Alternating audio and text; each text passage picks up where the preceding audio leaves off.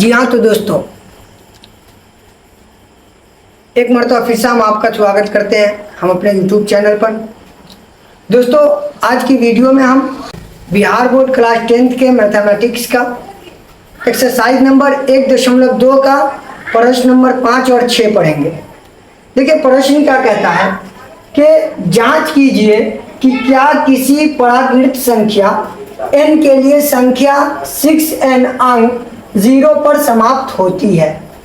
यानी जांच करके बताना है क्या कोई प्राकृत संख्या, ठीक है, और वो प्राकृत संख्या n है, यानी कोई भी नंबर है, उस संख्या का 6n यानी 6 का पावर कुछ भी होगा, n होगा, यानी कोई भी नंबर हो सकता है, 6 का पावर हो सकता है, तो क्या ये 6 का पावर n जो होगा तो वो 0 पर समाप्त हो सकती है, ये बताना।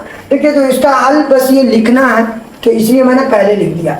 देखिए क्या लिखा हुआ हल के लिए, यदि कोई संख्या 0 पर समाप्त होना चाहती है, यानी किसी संख्या को, कोई प्राकृत संख्या है और वो अगर से 0 पर समाप्त होना चाहती है तो उसके अभाज्य गुणनखंड में कम से कम एक बार 2 गुने 5 आना चाहिए। यानी कोई प्राकृत संख्या है और अगर चाहे वो 0 पर समाप्त होना चाहती है ना, तो उसका अभाज्य गुणनखंड जो करेंगे, यानी एलसीएम जो निकाल लेते उसको अलग अलग जो करेंगे ना, तो उसके अभाज्य गुणनखंड में अगर कम से कम एक बार 2 गुने 5 आ गया, यानी 2 भी आ गया और 5 भी आ गया, तो इसका मतलब वो 0 पर समाप्त हो सकती है। और अगर चाहे एक बार 2 और 5 नहीं आया तो वो 0 पर समाप्त नहीं हो सकती है। अब हम इसका जब अभाज्य गुणनखंड करते हैं 6 का, तो 2 गुने 3 होता है, 2 गुने 3, तो ये संख्या 2 गुने 3 2 गुने 5 पर समाप्त नहीं हो रही है, तो 6 का गुणनखंड करने पर यह 2 गुने 5 के रूप का नहीं है। और अगर से 2 गुने 5 का रूप का नहीं है, यानी उसमें कम से कम एक बार 2 गुने 5 नहीं आ रहा है, तो इसका मतलब वो 0 पर समाप्त नहीं हो सकती है। तो अर्थात यह 0 पर समाप्त नहीं हो सकती है किसी भी प्राकृत संख्या n के लिए, यानी किसी भी प्राकृत संख्या n के लिए ये 0 पर समाप्त नहीं हो सकती है, ठीक है।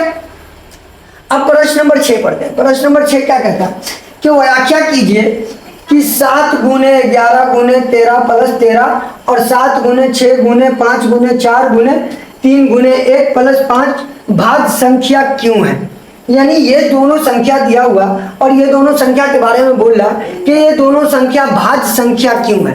तो सबसे पहले हम ये जानेंगे कि भाज्य संख्या कहते हैं किसे, भाज्य संख्या किसे कहते हैं। तो देखिए भाज्य संख्या का एक और नाम है संयुक्त संख्या। क्या संख्या?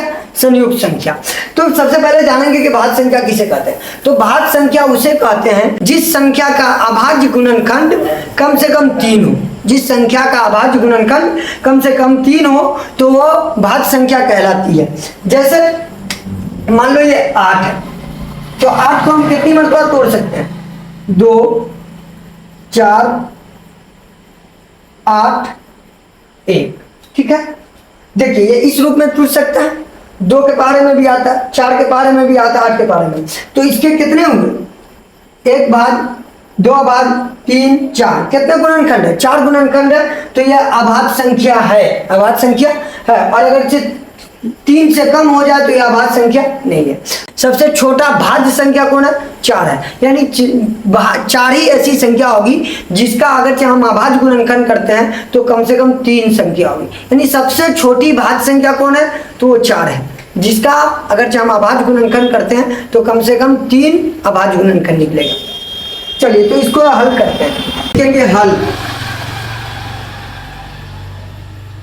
अब देखिए ये दोनों संख्या है, ये संख्या 7 गुने 11 गुने 13 प्लस 13, और इसको ले लेते हैं 7 गुने 6 गुने 5 गुने 4 गुने 3 गुने 1 प्लस 5, ठीक है।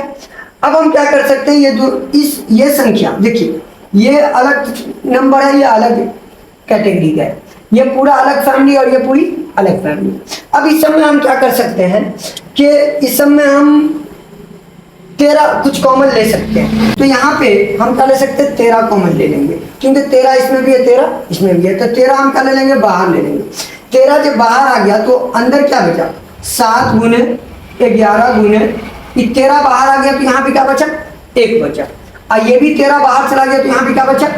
एक बचा। ठीक है, ये अब देखिए कॉमन लेने का मतलब ये है कि उसी संख्या से उसमें भाग देना।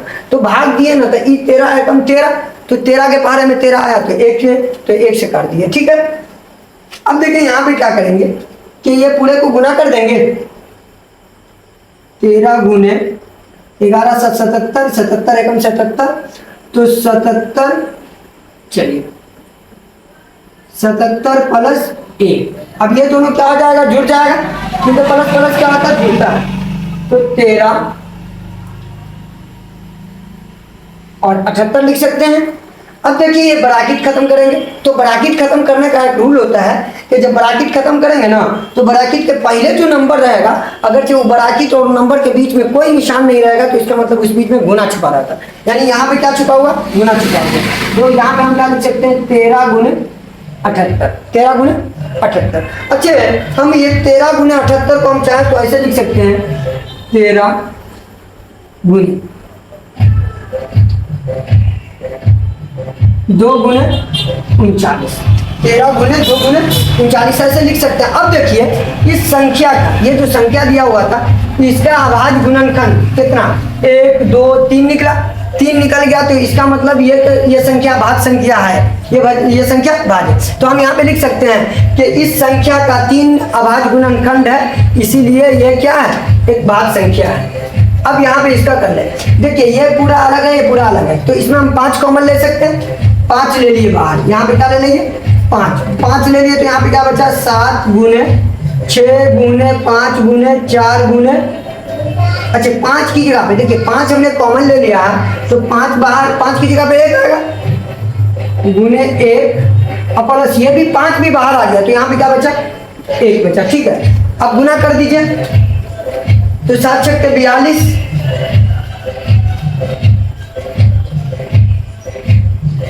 42 4 4 दूनी 8, 4 करके 16,